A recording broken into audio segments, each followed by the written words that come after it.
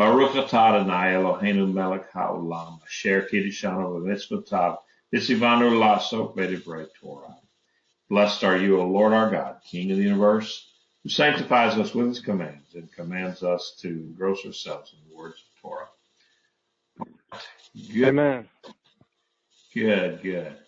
All right, now, it's been a long time. I was going to look it up and see how long we've been in the book of Revelation, but it's a while. And so we're finishing it off tonight, and we will go ahead and get cranking on that.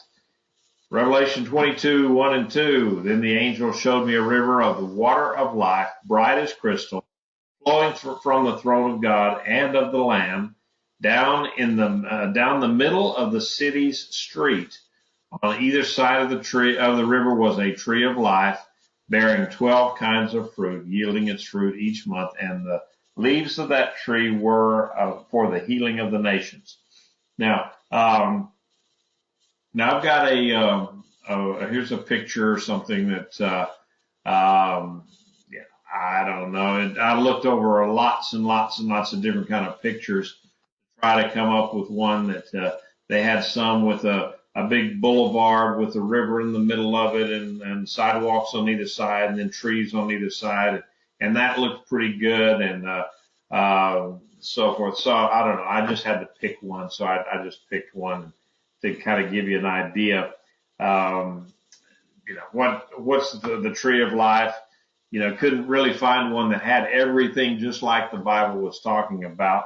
And, I think this is one of those cases where, the way John described it, it was just like too great, too beautiful for him to adequately put into words, So, anyway, this was a, one artist picture of it, what he thought it might have been. So let's look at this river of the water of life. Now, a theme that is throughout this entire chapter here is the restoration of paradise. That's what I titled this lesson, Paradise Restored. And so the idea that here in Revelation 22 is that I think we're going back to an Edenic system or something, a level of Eden again. Only this time it would be devoid of anything that could pollute it or introduce anything bad into it. So we're looking at the return to an Edenic condition that, of course, was lost to mankind because of the terrible choice made by Adam and Eve. And, Eden was God's perfect creation. It goes through there. God said, this is very good, and everything was perfect. So to me, it just stands to reason that then at the end of all of this and end of God's perfect plan, that we would go back to Eden. So the river that's coming down through here that John described is it's really important because in that Middle Eastern culture, of course, water is very, very important. The idea of if you don't have water, you don't have life, you don't have economy, you don't have anything. It's kind of like those of us that grew up out in the Panhandle in West Texas, where water was very important, and when you greeted somebody, it was very, very common when you greeted somebody. The very first thing you'd say was, "Hey, did you get any rain lately? Did you get any moisture lately?" It was that was a common greeting. Was you got any rain lately? And so it's just one of those kind of things. Water was very, very important to those people. And so, without water, there's no life. And many of the rituals and prayers of the day, they were centered around rain, whether or not they would get the rain at the right time. And so the idea of a plentiful and pure water supply would fit really well with the concept of paradise, the end time paradise. And throughout this study today, I'll be using the word I'll be using the word eternity rather than heaven because, blowing somebody's bubble here, bursting their bubble. Heaven, we talk about heaven, but we actually this eternity takes place not in a heaven or place where where we would consider God is now, way up in so wherever that is, but in a more of it's going to be the new heaven and new earth, and this is going to be on the new earth. So earth was made for man, and that's where we're going to spend eternity, is in this new earth that has been restored to its Eden-like conditions. So I hope that doesn't really burst anybody's bubble there, but that's the way I look at how this is. Anybody else got any other ideas on that as to what they think of? Did that upset your theology that of saying you're not going to heaven, you're going to be going to earth, but a new earth that's Eden? And Michael brings up the point that a flowing river is a living river in Judaism. You must immerse in a living river in a mikvah before ascending up to the temple. Yeah, that was one of the things in Judaism for the mikvah. It had to be living water, meaning flowing. Generally speaking, to qualify that, it would be water that had come from, like rainwater that had come into a cistern and it was still had an entrance and an egress to where the water would actually flow through. So anyway, this river, it flowed from the throne of God and the Lamb. Now look at the verse there. It was in the very first verse, flowing from the throne of God and the Lamb. Now, the same wording is used in verse 3, throne of God and the Lamb. Used both of those places. Now, one of the interpreters that I was reading throughout this week, he had the idea that having the throne of God and the Lamb together, that meant that judgment and mercy were now together in perfect harmony. No longer would you have God throwing out thunderbolts and then the idea that Yeshua, Jesus, would be the merciful one. That fits a certain theology of Christianity, but I think it's a flawed theology, because presume that, or presuppose that God was always judgment, and that Yeshua was always mercy. And yet we know that if you look at the Mosaic covenant, people talk about that. That's the law, and God. It was one of those deals that God is law, but Jesus, he's love, and as if God wasn't. And so the idea is that God is all judgment, and the thing of God's going to get your. And yet, if we look at the Mosaic covenant, it was a covenant of grace. I keep, when you try to tell that to some folks, it messes up their framework, because to see that the law, or the law of Moses was a law of grace, they just can't fathom that, because they're looking at these rules, do's and don'ts, and then some of the rules that says if you don't do it, if you don't follow it, then the penalty is death. Well, then that's all they see. And whereas the idea is that if you God knew that man could not keep the commandments perfectly, and so he made a way of atonement for everyone. So it was a law, but it was a law of grace. And then we also know that at the end of times, it's going to be Yeshua standing up and judging mankind. So he's going to be a judge, and he will mete out punishment.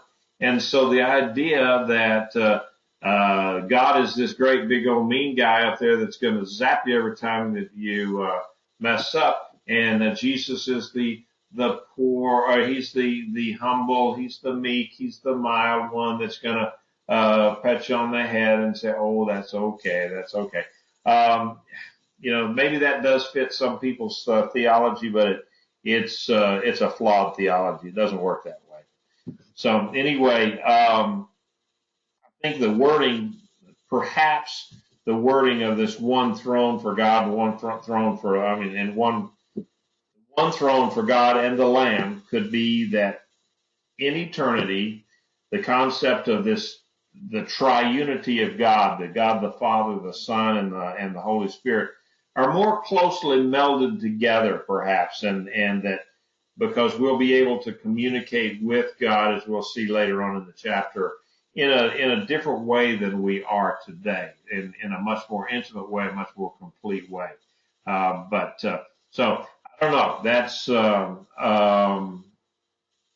That is something that to be said. Does anybody got any comment on the idea of the throne and the throne of God and the throne of the Lamb? Have you ever even thought about it before now? No comments? Okay. So let's go ahead with this, the idea of the tree of life. Now, staying with the idea that you're talking about the restoration of paradise, the tree of life was also in the Garden of Eden. If you remember right, that the tree of life was in the middle of right in the center of the Garden of Eden, and that man was barred from that. He was, I'm getting ahead of myself. The tree of life was, in fact, it was in the center of the garden. Adam and Eve, I believe Adam and Eve probably ate from the tree because they had life. There was no death, and so perhaps they had already partaken of it at one point, and they had some eternal life at that point. But then once, they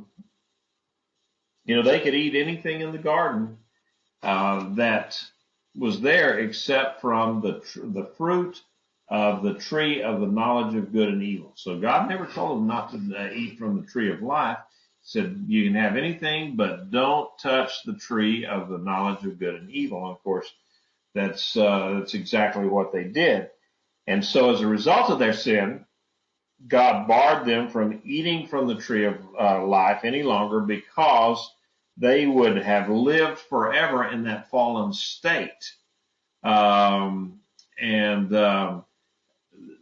Pete says they ate from it all the time. They were thrown out of the garden, so they couldn't eat from it anymore.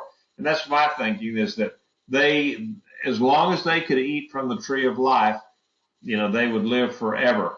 And can you imagine a body that wouldn't die because you're eating from the tree of life, but it still bore the consequences of sin? Because at this point, there was a curse on mankind, on his body, on the earth, on everything that he did. So, if they could live forever, then they would get in a much worse state, I guess it would be because you'd still have the effects of sin in your life. God was merciful. He was certainly merciful to remove them from the garden and from blocking their access to the tree of life after their sin, so that they wouldn't continue to live in a fallen state. And for them, then death would actually have been a respite for them. So and as I noted above, that yeah, imagine the sinner who was immortal. That would have been a disaster. That's for sure. Yeah, when you think of some of the bad people in this world, the Genghis Khan, well, look at the Pharaoh and Herod the Great and some of these other guys that if they were so evil and yet if they lived forever, wow, that would be tough. So, as I noted before, the picture of the tree of life on each side of the street and as well in the middle, it's kind of difficult to imagine. And some of the artists, they had trees on one side and trees on the other side, like a boulevard with these trees along the side, just lining the river. And that could have been. I kind of like to look at it like you've seen some of these giant tree, like a redwood, or some of these huge cypress trees that you see sometimes. Like if you go out in the hill country around Rio Frio and stuff, you got these huge cypress trees, and the water flows by it or even under it. And so that's kind of the way I would frame it up, but it's not really important to the imagery of it. It's just that it was big. The idea here that life in eternity, that there is life in eternity, and it is indeed eternal. It doesn't end. So, but now it says that another feature on this thing, it says that the tree of life, it bears fruit each month. Now, so the tree is ever bearing. It's always fruitful. It bears fruit every month. Now, did you catch that? Every month. It bears fruit every month. So, does that mean then that time is measured? Kathy picked up on it. That somehow time is going to be measured in eternity? If time is measured in eternity, then it's beyond our understanding of what time is, because we measure time by what? The rising of the sun, the moon, the stars. That's the way we measure time. It's broken up into hours, minutes, seconds, months, weeks, whatever.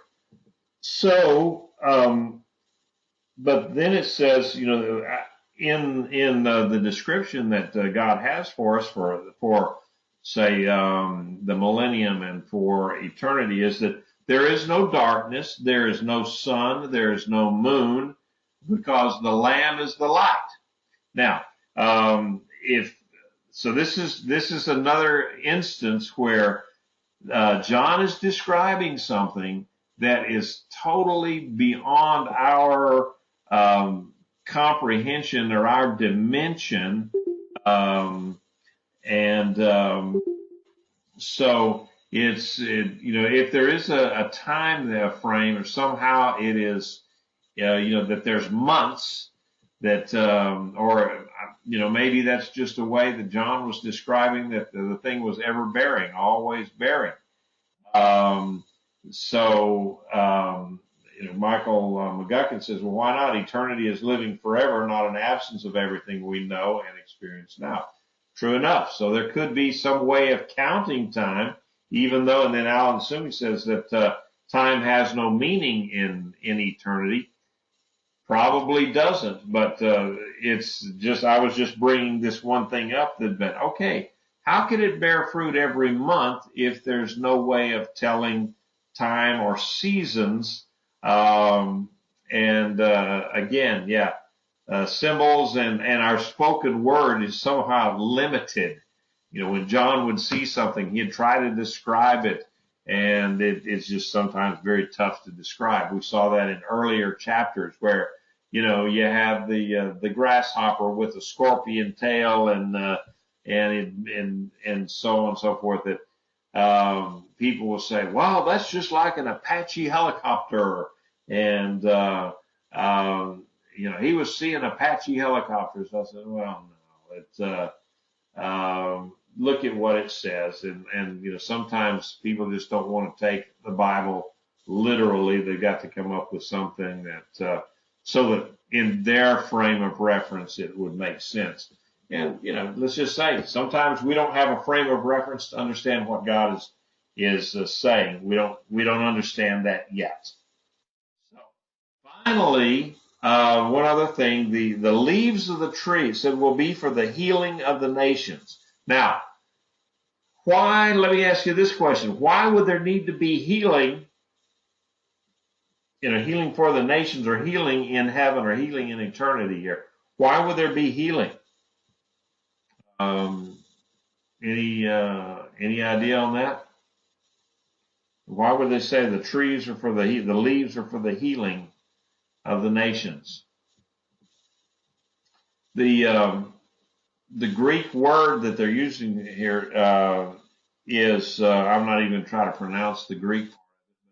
It's the word that we use for therapeutic, and it has a lot more of a wider range of meaning than just for healing something. It can mean the well-being of something. So if something has a therapeutic effect, that it might be healing something that is ill, but that it provides a well-being for people. People would go, like some of the mineral baths and so forth that people would go to all the time.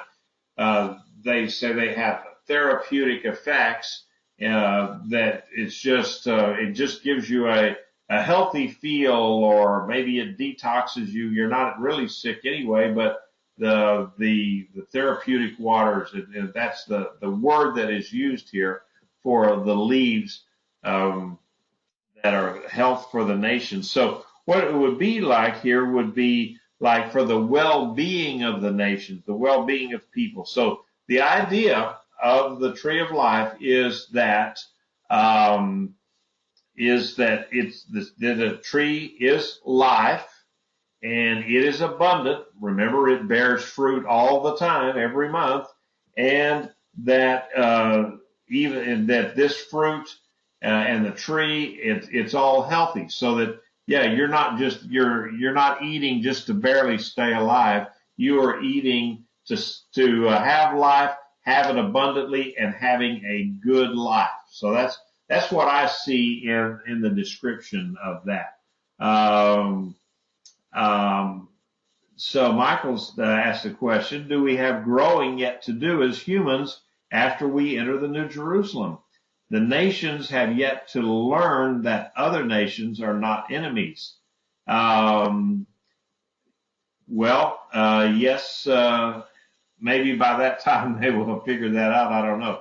Healing implies an illness. Yeah, healing would imply illness, but I'm getting to the point that the word there, the therapeute or something like that, whatever it was, I forget the exact spelling and pronunciation of it. It's all Greek to me, but the idea was that instead of healing, it is also the well-being of it's like the absence of illness. It provides for the absence of illness for the nation, so that there's no possibility of healing of sickness. So there's no need for healing, because you have this tree that provides the welfare, the well-being, and the perfect health, as well as the perfect life. That's one way of looking at it, and it's you might have a different interpretation of that, and that's fine too. Any other comments on the tree of life before we leave it?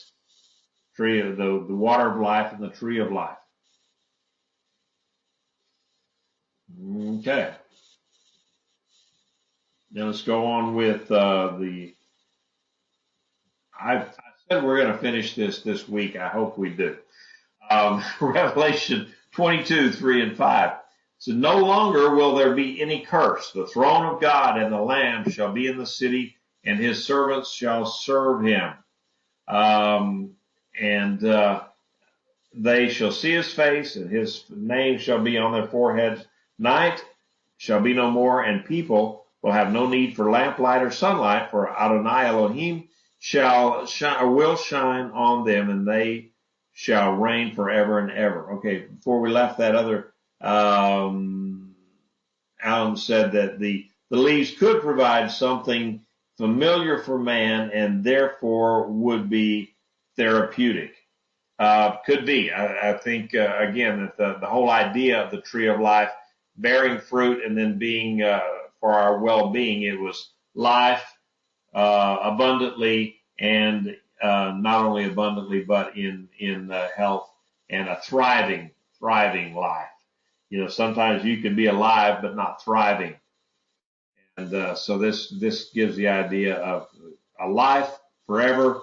It's a life that's abundant, and it's a life that's very healthy and vibrant, and you know, my words fail me, but a life that's alive, not one that's just barely alive.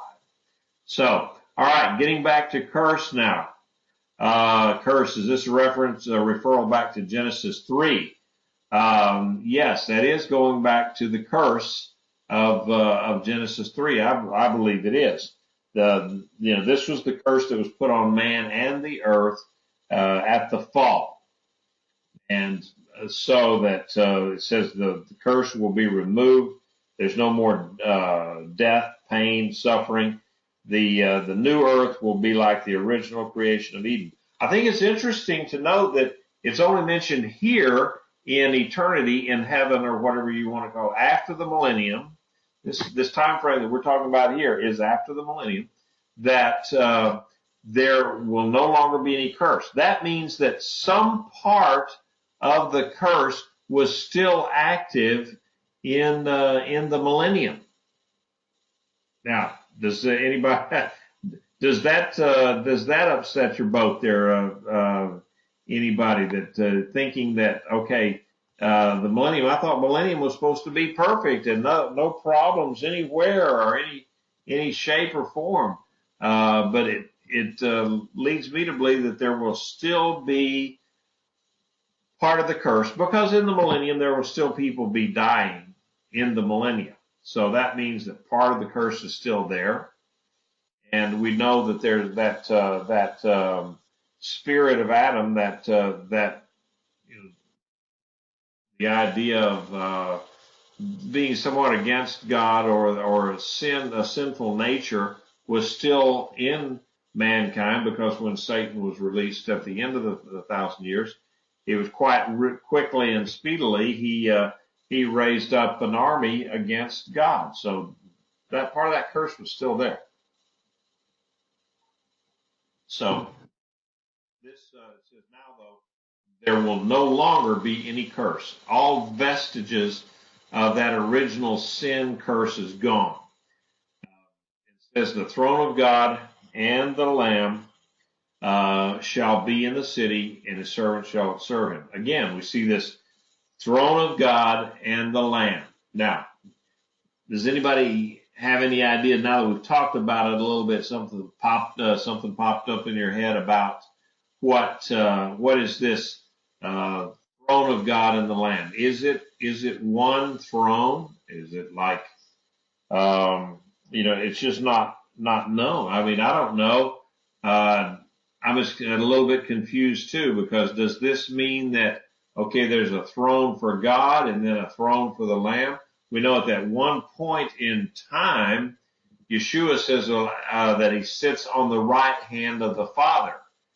And and then the imagery in Daniel would say that, yes, there were two thrones. And is it a shared authority or a shared glory, or is it, again, one of these things that, perhaps we just don't understand it. We don't know. Because the throne of God and the Lamb will be in the city. That to me would mean that the glory of God, the presence of God would be in the city. And yet, we know that God is somehow um, he's too large, too big, too much everything to be boxed into a city. Now, Micah says, verse 3 tells me perhaps incorrectly that there is a temple in New Jerusalem. The throne and the mercy seat are the same thing. I believe, and I'll have to look it up because I don't have it right off the top of my head, but that when they're talking about the New Jerusalem, that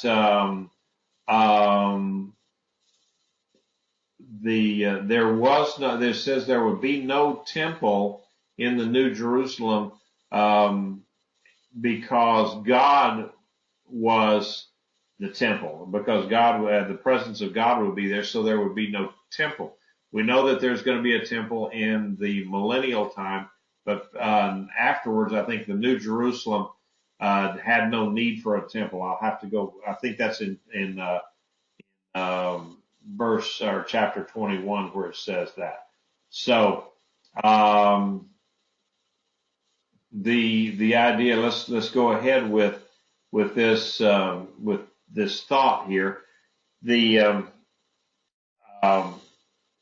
throne, the arrangement here, we just don't know. So I'll just leave it at that for right now. But we know that this time in eternity will be a time of service. It will be a time of activity.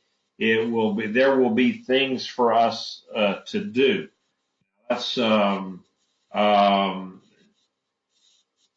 it says his servants will serve him. That's what brings me back to this. Okay, is there one throne or two? Is God and the Lamb now combined in a way that before eternity was not there? Because at least we know when God created the heaven and the earth, He said, "Let us make man in our image." So is John just saying His servants will serve Him, meaning God, or Him, meaning Yeshua, whatever? And He's not. It doesn't say. It's just kind of an interesting concept. The idea, though, later on, where it says that they will serve Him, meaning that there will be activity. Just being in eternity doesn't indicate an existence of inactivity. In fact, it's right the opposite. It talks about serving God. And if we're going back to an Eden condition, an Edenic condition, we know that Adam worked in the garden because it says he tended the garden. He had specific responsibilities in the garden. So we will have some kind of responsibilities because it says we will serve God. That actually, some of you may think this is crazy, but that's actually refreshing to me, in that I would be out of my gourd to think of going through eternity with nothing to do. Float from cloud to cloud. It's just not within me. So, is to serve, speaking of God governing humanity and the affairs of the earth. I don't know what that means there, Michael, because serving, at this point, we'll have a whole different system. It'll be a total theocracy in the earth, this new heaven and new earth. And so the idea, will there be government? Will there be a requirement for some kind of administration or so forth, like even in the millennium? I don't know. There's possibility, that there is that possibility, but that's something to be, that we could think about, I guess. Anybody else got any ideas on this idea of service or doing something in heaven, in eternity? John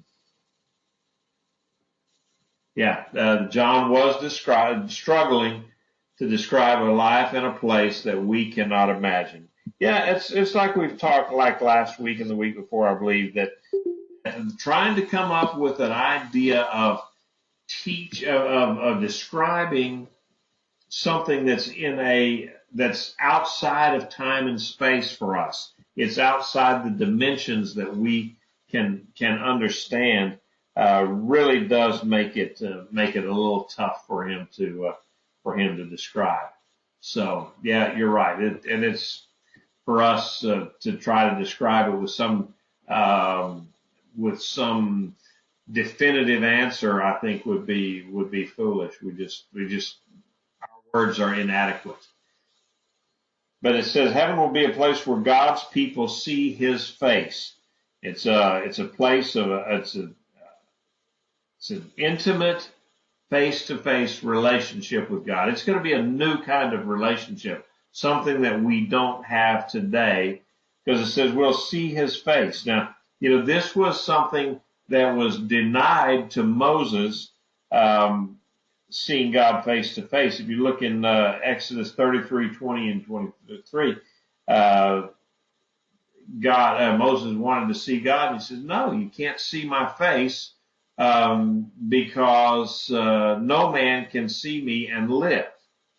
So he said, "But hide yourself in the cleft of this rock, and I'll walk by, and I'll shield you with my hand, and then as I go by, you'll be able to see my backside, and you can live. But if you looked at my face, if you understood, if you beheld the entire character of God's face and His character, everything about Him, it would be too overwhelming, and the frail body that we're in just couldn't handle it."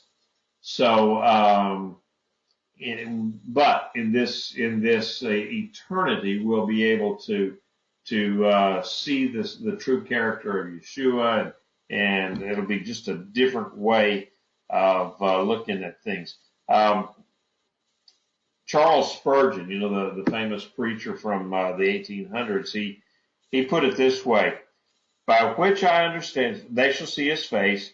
And he says, "By which I understand two things. First, that they shall literally and physically, with their risen bodies, actually look into the face of Jesus. And secondly, that spiritually their mental faculties shall be enlarged, so that they shall be enabled to look into the very heart and soul and character of Christ, so as to understand Him, His work, His love, His all in all, as they never understood Him before." Now that's the way that Charles Spurgeon described it. Pat says that as a suggested reading, this is My Time in Heaven by Richard Sigmund. The man was dead for 8 hours, and God allowed him to return to tell what he saw. He said heaven was a very busy place, and so even at that, we know that what is now we call heaven, or being with God, is going to be different than what we're looking at in eternity. So probably the eternity is probably going to be a bigger, better place than what we consider heaven now. So it says, now the other part there is his name is on our foreheads.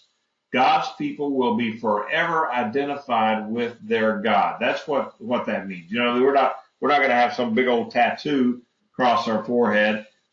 This just means that because of where we are, who we are, that we will forever be identified with their God. So you don't have to wonder, once you get to eternity and you look around and you see somebody, and you don't have to wonder, well, are are they a believer? Have they accepted Yeshua as their Savior? No, you'll know it because everyone that's there is actually identified with the name of God on their forehead. His character, His being is on their forehead, meaning that people have taken on His identity and His characteristics.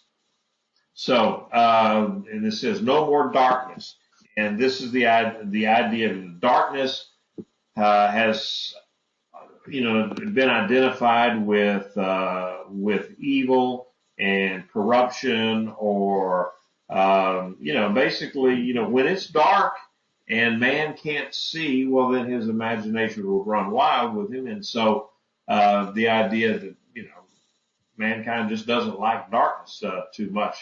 Although the Bible says men love darkness rather than light because their deeds are evil. Again, the idea of darkness and evil. All right, let's go to any questions at this point. All right, we'll go ahead. 6 through 11. He said to me, "These words are trustworthy and true. Adonai, the God of the spirits of the prophets, has sent His angel to behold His servants, to show His servants what must happen soon. Behold, I am coming soon. How fortunate is the one who keeps the words of the prophecy of this book. I, John, am the one hearing and seeing these things, and when I heard and saw them, I fell down to worship at the feet of the angel showing me these things. But he tells me, see that you don't do that. I'm a fellow servant with you and your brothers, the prophets, and those keeping the words of this book. Worship God." Then he tells me, "Do not seal up the words of the prophecy of this book, for the time is near. Let the evildoer still be evil, and the filthy be filthy, and the righteous still do righteousness, and the holy still be holy." All right. Now, this is kind of confusing. The wording here, it is confusing as to, okay, who's saying what? Who's on first kind of a thing. And so it is a little confusing. And so what I've done, I've kind of listed here a suggested deal of okay, who's saying what where. And the angel comes down and he says, and basically, this is my suggestion. If this doesn't fit with the way that you read it, then that's okay, because the bottom line is it's the words that are said there, and not particularly who said them. So it says the angel comes up here and says, "These words are faithful and true."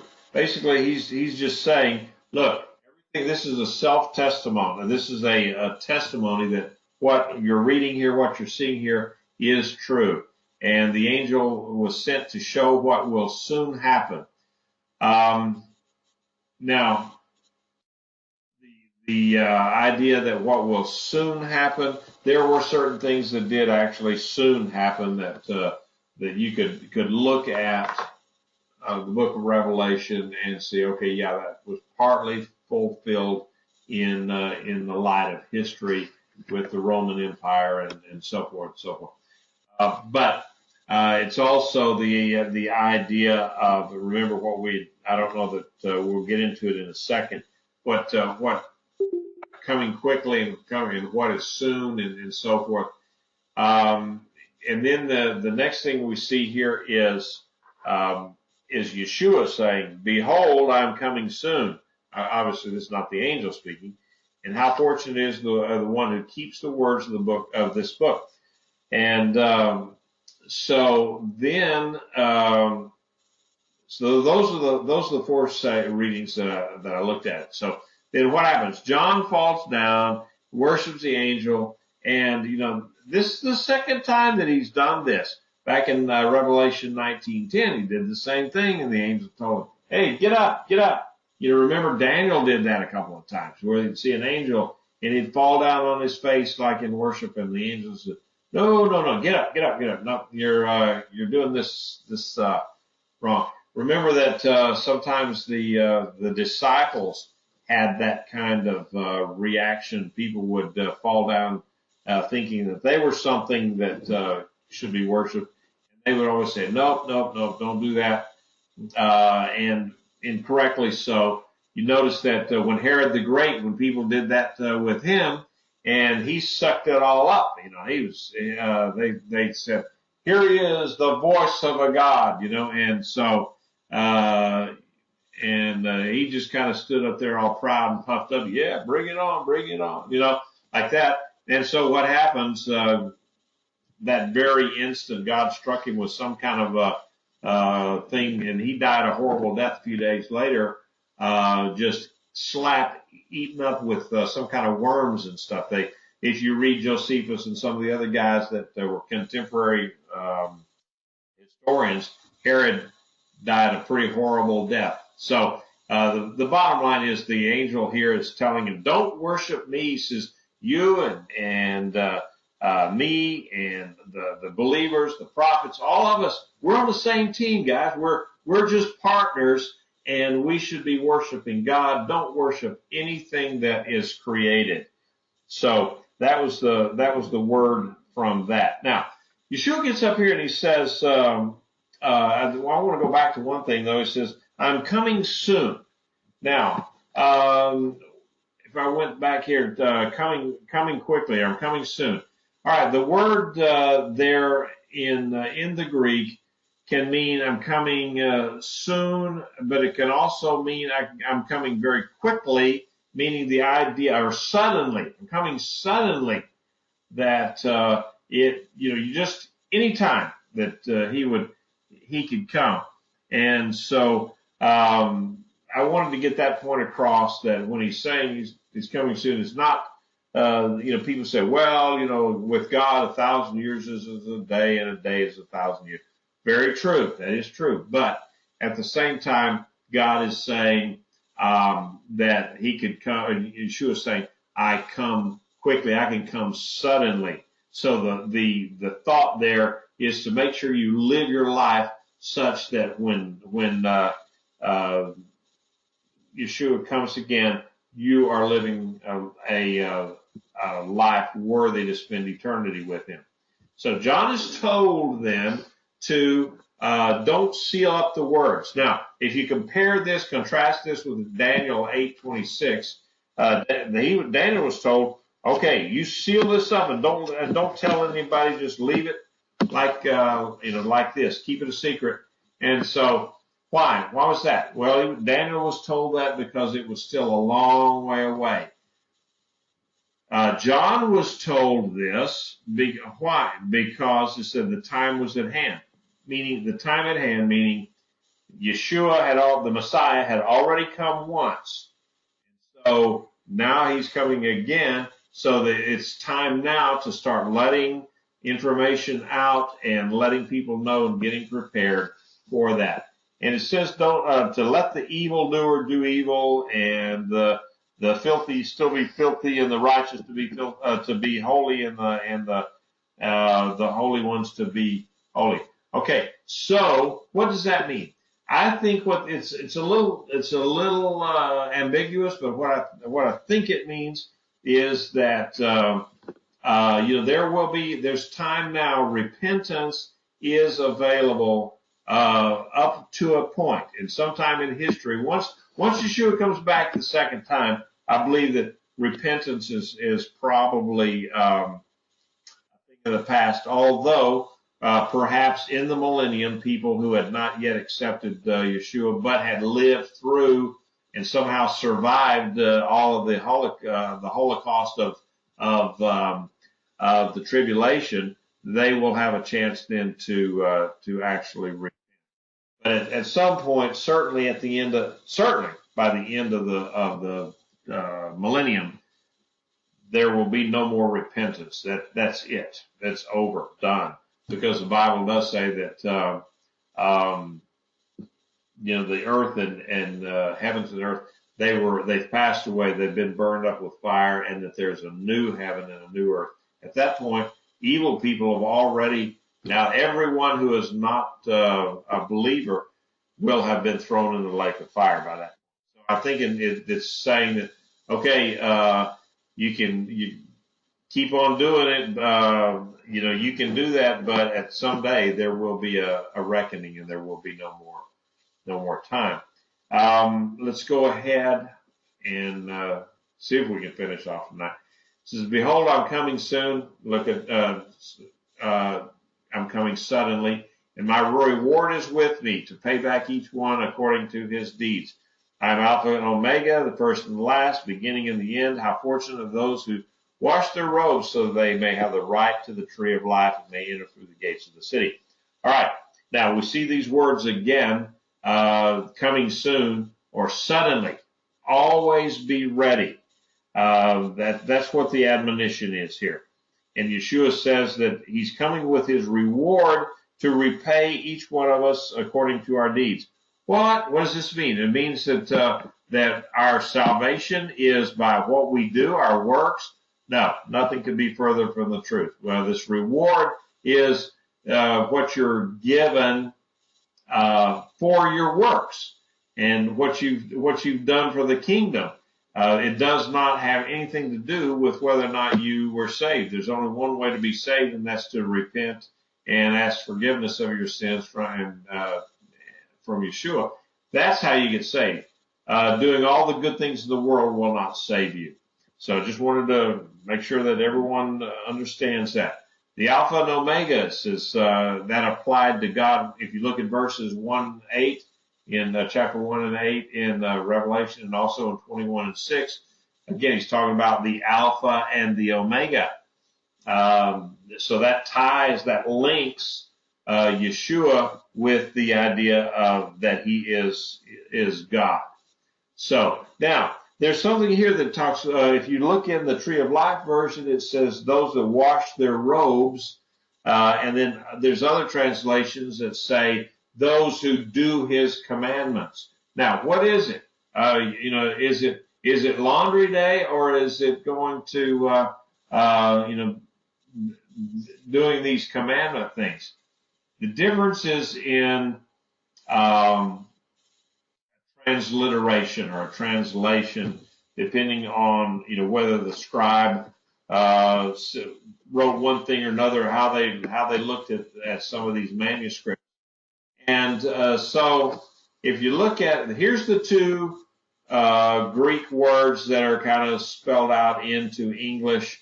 You see them on the screen there.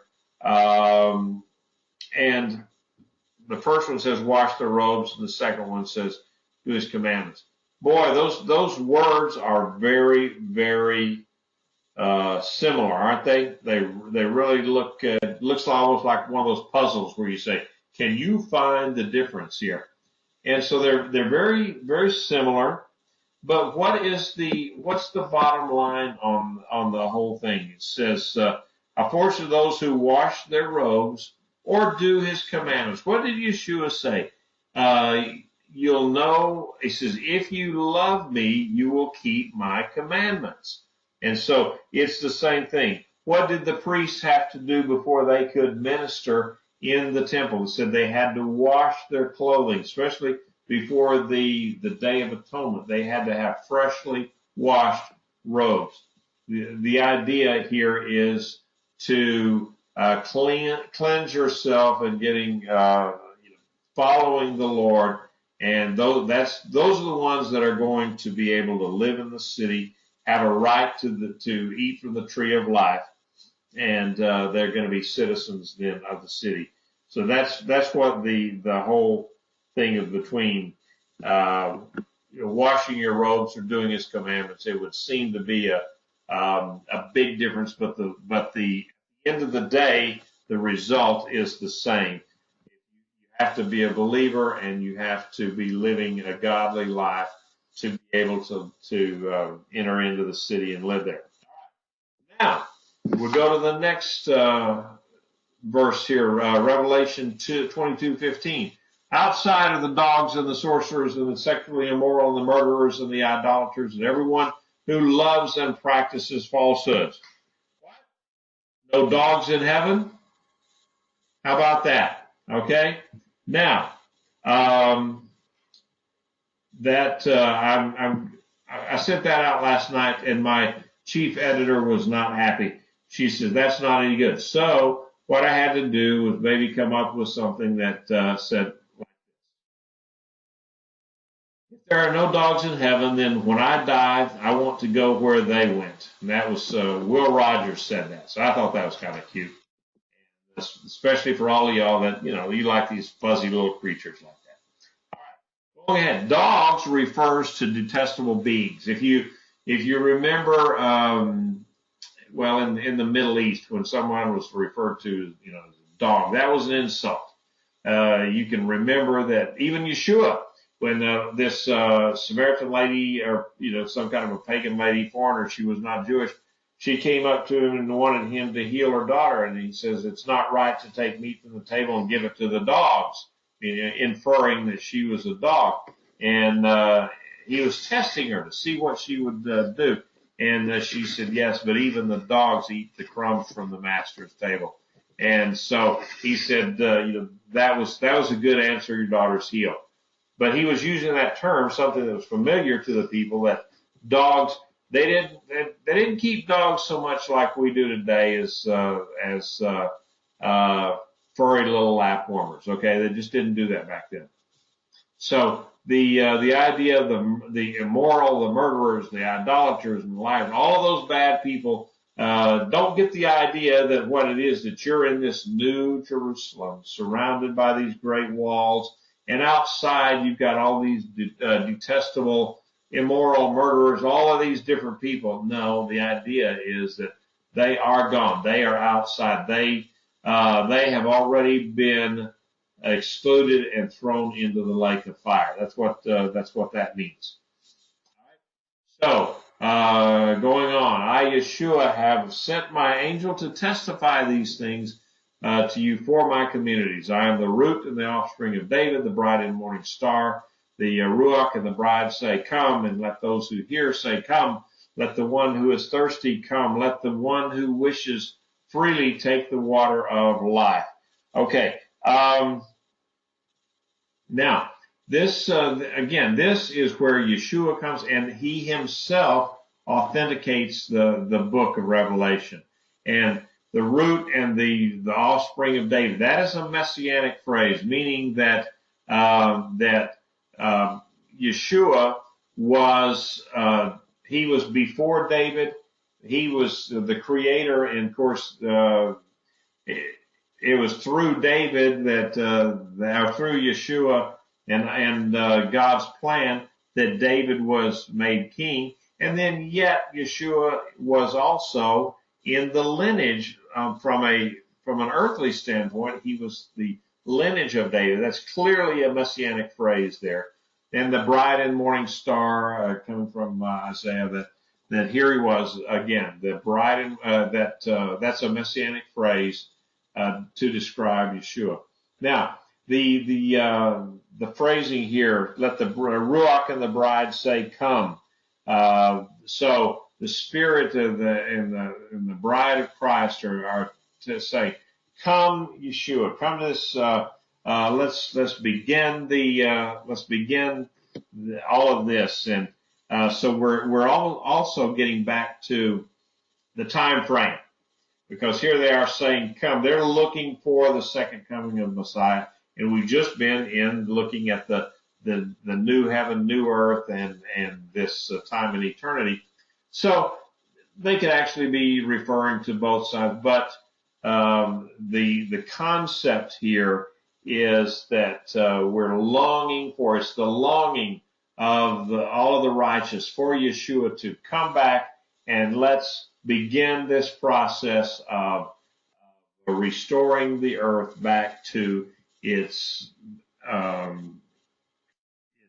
rightful place that God had first created, Eden, the perfect creation. And so here's